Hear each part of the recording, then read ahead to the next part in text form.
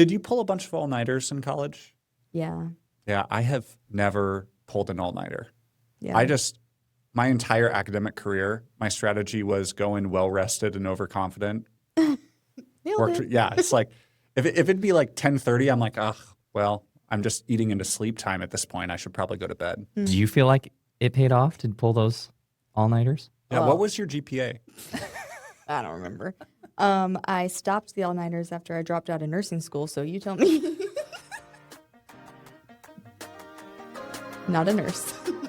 Should we get started? Yeah. We are started. We are. All right, Joe, take her away.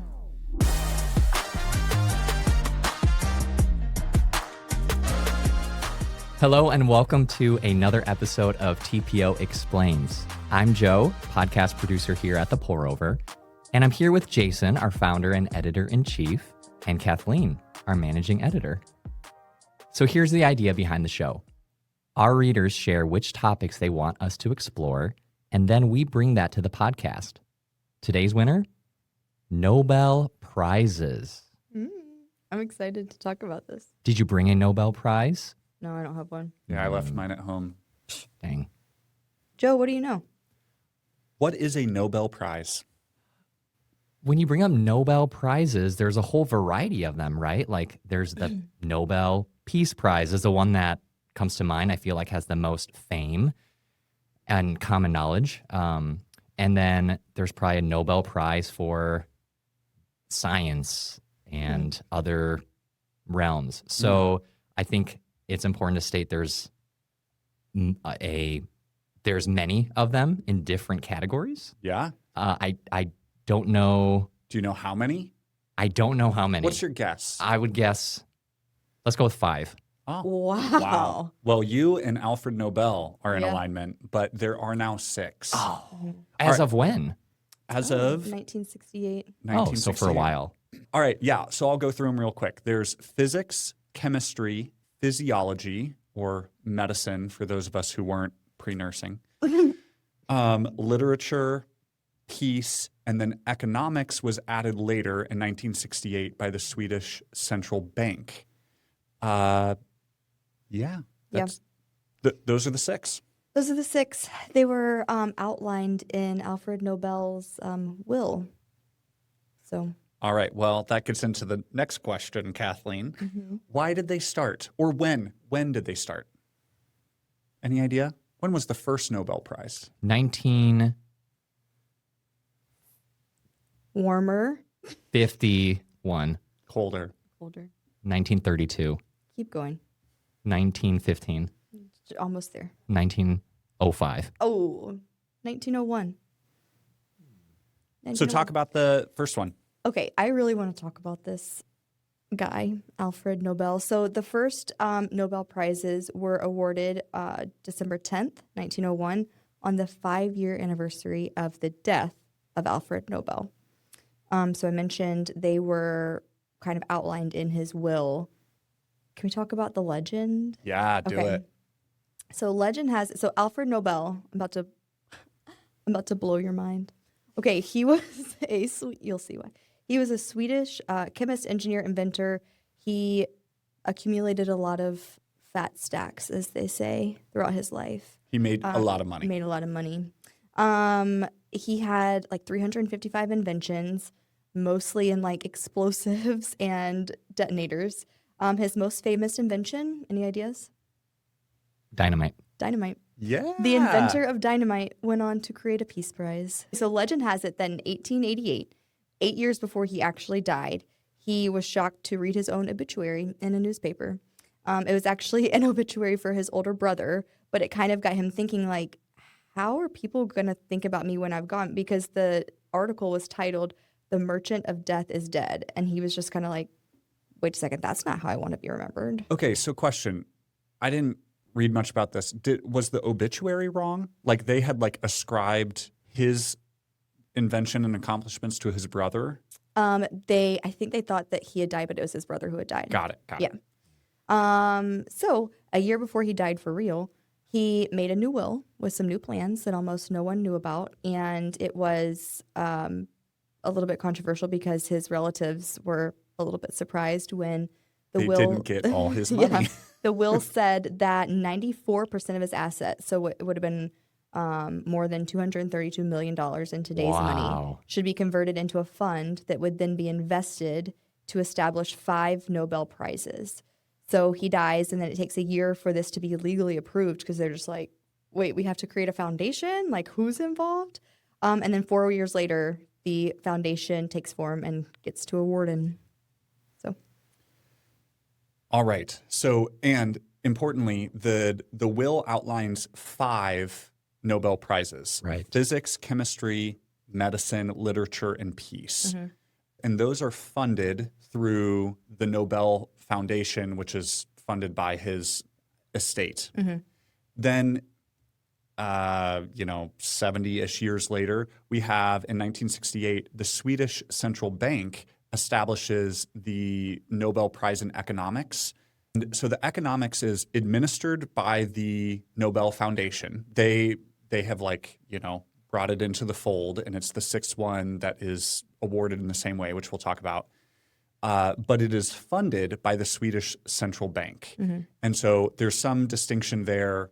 Alfred Nobel outlined these five things, and his will stated the prizes should be awarded to, quote, those who during the preceding year shall have conferred the greatest benefit to humankind. And so there are these 5 categories, and the best humans, most impactful humans get them. yeah. The economics one, at least one of Nobel's relatives has said, like, yeah, what do they call it? A false Nobel Prize. They said economics is pseudoscience, and this is a dishonor to Alfred Nobel. Yikes. His grandkids are unhappy. Anyway, but I will say after this, the Nobel Foundation said they're not going to allow any more new prizes, so there will not be any more than these 6. There will be no 7th. Yep. All right. So, Joe, Yes. what's your path? How could Joe win a Nobel Prize? What do you think the path to that is? There has to be some nomination, and probably, you're some big shot in one of those 6 categories, and there's a strong backing of people, maybe other organizations that are like, hey, this person needs to be nominated for a Nobel Prize in whatever category it is. And then is there some process of vetting and a committee that decides? Yeah, you've nailed it. So the Nobel Committees, and Alfred Nobel outlined different committees or groups that choose for each of these 6 categories. They send out invitations to qualified nominators. So these are past Nobel laureates, professors in relevant fields and stuff. And those people propose a candidate. So there's no public nomination process. These are qualified people who are then nominating. You cannot nominate yourself. And then the committees review the nominations, create a short list, do some research and vetting, and then basically each committee just votes, and majority vote wins the prize. And it's awarded on December 7th on Nobel's death anniversary. December 10th. December 10th. Always the 10th. What did I say? 7th. It's not December 7th. You will December not 10th. get fake dates here. Nope. Not today. I think you nailed that. The 5 prizes that are not the Peace Prize are basically handled in Sweden, but the Peace Prize is handled in Norway. And it was just a stipulation of his Part of the will. Yeah. So, but I think you nailed it. That's basically how the winner's selected. Okay. What do you get if you win? Some hardware. There's got to be some trophy, like as good as a Dundee from The Office. Yeah. It's hard to beat that. It is hard to beat that. Yeah. How dare I compare anything that could compete with greatness there? And is there maybe a monetary award? I wouldn't be surprised if Alfred put, let's say I win, the monetary award, I have to decide what cause it goes to instead of a monetary personal benefit. But that's just me thinking Alfred could pull something like that off. All right, so here's each laureate, which is what winners are called. Not winners. Why would you call a winner of a Nobel Prize something as mundane as a winner? Each laureate receives a green gold medal, just like a gold medal, but it's an alloy because like science. They get a diploma, and then they get a monetary award. This year and for the last 2 years, the price is about 11 million Swedish kroner, Which is, $1.16 million. wow. Yeah, pretty good. But that can all go to the winner. So The laureate, excuse me. yes, Thank you. the 5 science ones and pseudoscience. The winner or winners, which we can get to, can keep that, and the idea is that it would like go to continuing research. It is customary for the Peace Prize winner laureate to donate theirs, I didn't know give it that. to a cause. All right, next question. So you get this nice medal, the hardware. Who's giving you the medal? Someone from the Nobel Foundation, a family member. Way cooler. The King of Sweden. Unless it's the Peace Prize, which is happening in Norway for reasons only Alfred Nobel knows. And then that is given by like a committee, Yeah. the Norwegian Nobel Committee, which those committee members are appointed by Norway's parliament. But it's still in the presence of the King of Norway. He's just watching. Huh, man. So there's weird tradition here. And I don't know if you know the answer to this. So I get you write a will and, hey, we're setting aside this money and the interest it kicks off is going to do this in perpetuity. How? Presumably he said, hey, the King of Sweden is going to hand these out. Like, I know. That's at least why it took a year, because the Norwegian, I don't have the name of it somewhere, but like the basically governing parliament in Norway was like, do we do this? Like it took them a year to approve it, because the Norwegian parliament had to basically name the Nobel Committee for the Peace Prize. And so it took a year for them to say like, I think we have to do or well, fine, we'll do it. Like it took a year Yeah. for them to approve it. It's a big power move by It Alfred. is. it is. We should do an episode on wills. Like, can I like will stuff to just someone Yeah. famous and then like that have to do it. the executor has to figure it out? Yeah. That's wild. Yeah. So yeah, big flex by Alfred to say, hey, the King of Sweden is Yeah. going to hand out my prizes for all of eternity. Right. Well, not all of eternity. What's next? So You tell me. Joe's just along for the ride. Yeah. Joe's just along for the ride. Okay. We haven't really talked about the rules. There are some rules that Mr. Nobel also put in his will.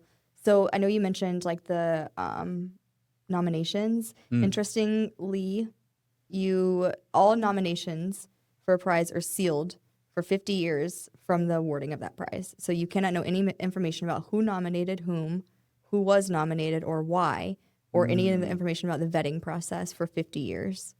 So stuff from the 60s is you're just now figuring out who was nominated like in the 60s. Like and who was 70s. passed over. Right. Huh. Interesting. So that makes me think of another rule. Okay. So it cannot be awarded posthumously. And in 2011, they announced this person who won, and then it was learned that he had actually died 3 days earlier. So it created this like crisis of like, So it says since 1974, if the recipient dies after the prize has been announced, they can still be awarded it. But before that, if they had already been nominated, in 2011, they still gave it to that guy. yeah, it's happened 3 times to where they still gave it to somebody posthumously. Got it. But then the award giving has to take place in Sweden or Norway, right? Yeah. If someone's on their deathbed, Yeah. Right. Other rules. So a maximum of 3 laureates and 2 different works can be selected per award. And so that's had a little bit of controversy. Like if you have a team of 5 scientists, only 3 of you get named. Yeah.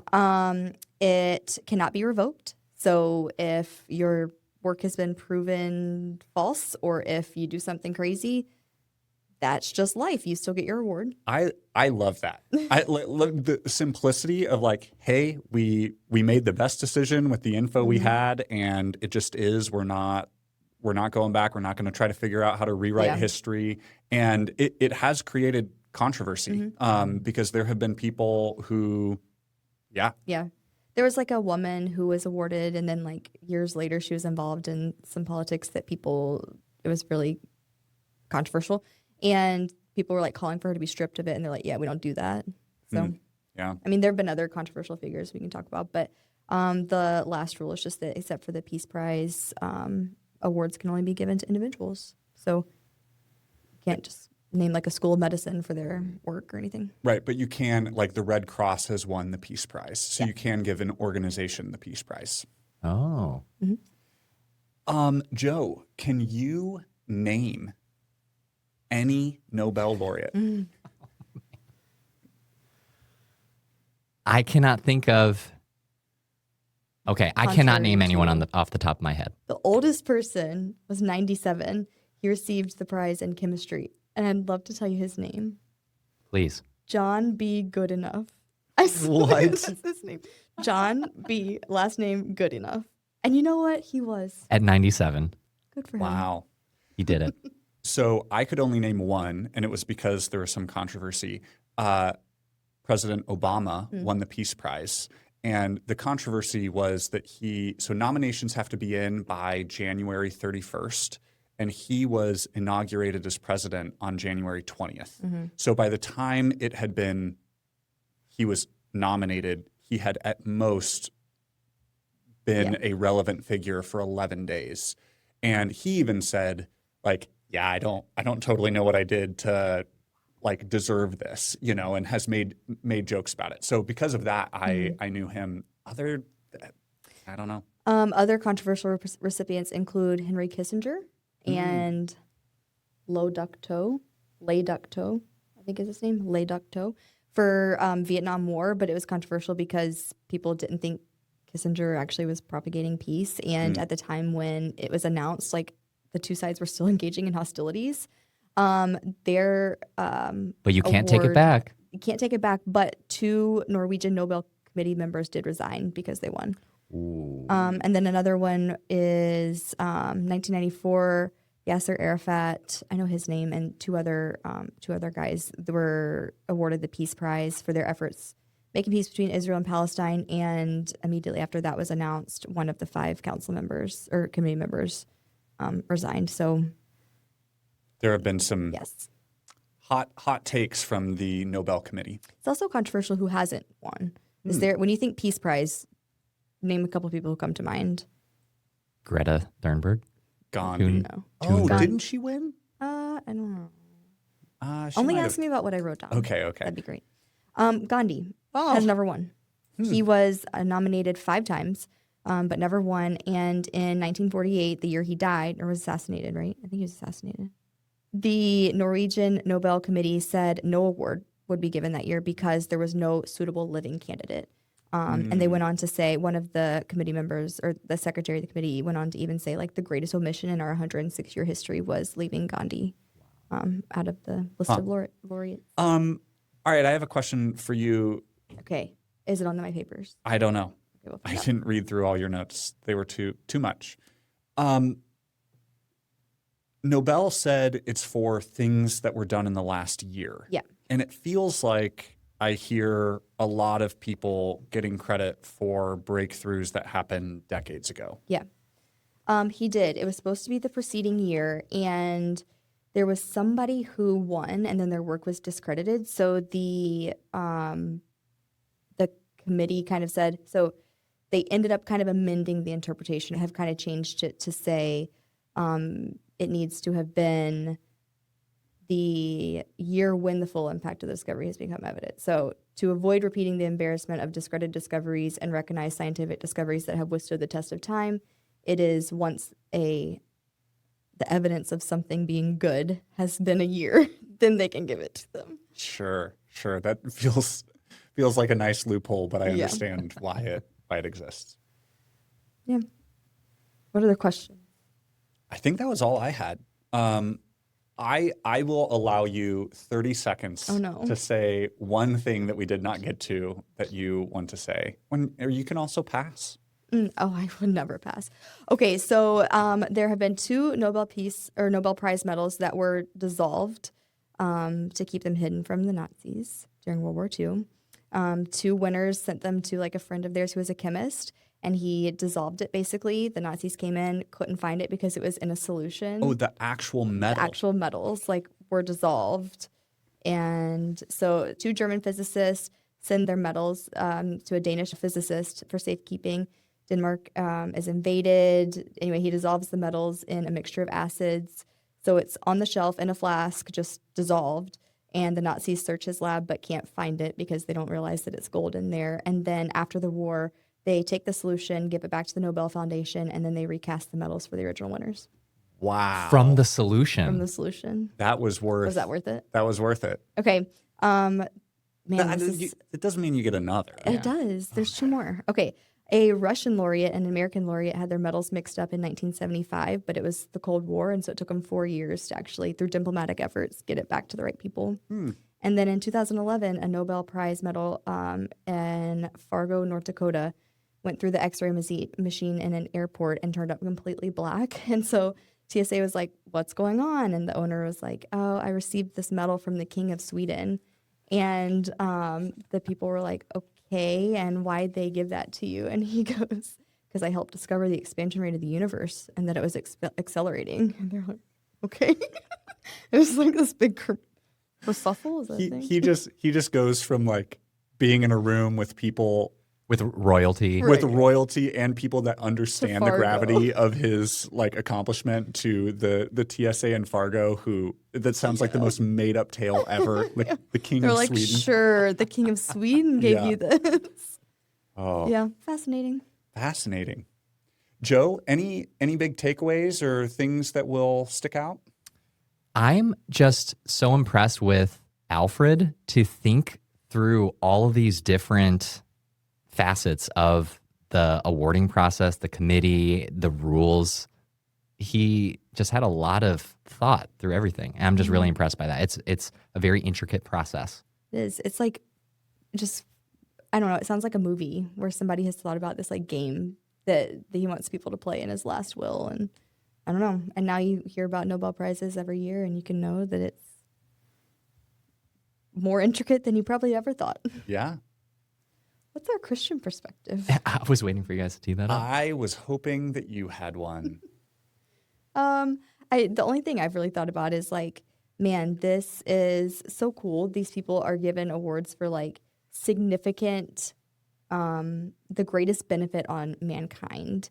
And I mean, that's great. You're talking about people who have discovered X-rays and we use that all the time. People who've discovered medicine and everything. And it's, these are not insignificant contributions, but even they have their place. When you consider, eternity, and we're always talking about, keep your eyes on eternity and keep the big things big and the small things small. And Nobel Prizes are big. These are big. This is a big amount of money. These are big contributions, but so is, discipling to your kids. So that was my takeaway. Yeah, that's great. I think I love the thinking through the recognition of the talents and all the we have such a range of prizes here, even literature and chemistry and physics and peace, and saying these are all recognition of amazing people that God created and talents that they were given. And I think it's a great thing to pay respect to people who have earned the respect and are worthy of it, while also the verse that comes to mind is, we work so hard, these racers strive for this medal that's going to do nothing, and there's a much bigger race and prize and goal. And so keeping that in mind as well, but also just recognizing it's so cool that God has created people who are incredible at these totally different things and are helping all of humanity in these just very unique ways. Yeah. Love it. Thank you guys on taking me on this fun adventure. Appreciate it. Thanks everyone for joining us for another episode of TPO Explains. As a reminder, you can watch this episode on YouTube and Spotify. Make sure to like, comment, and subscribe. We'd love to hear your thoughts and feedback. Thanks for tuning in. Until next time. Bye.